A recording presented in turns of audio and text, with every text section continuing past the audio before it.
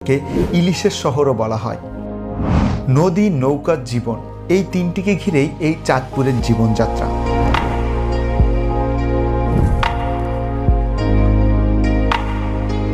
চাঁদপুরের ইলিশ খেয়েছেন অথচ প্রশংসা করেননি, এরকম লোক খুঁজে পাওয়া অসম্ভব।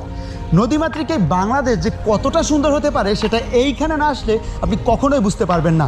তাই তো শ্রদ্ধেয় হানিফ সংকেত স্যার বলেছিলেন, রৌদ্রোজ্জ্বল রূপালী ইলিশ নয় বেশি দূর, এখানে এলে দেখা পাবে তার এই সেই চাঁদপুর।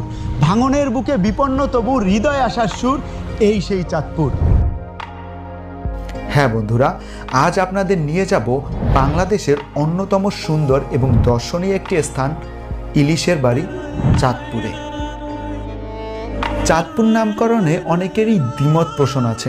কেউ কেউ বলে 12 ভূঁইয়াদের আমলে চাঁদপুর অঞ্চল বিক্রমপুর জমিদার চাঁদ রায়ের দখলে ছিল। এই অঞ্চলে তিনি একটি শাসন কেন্দ্র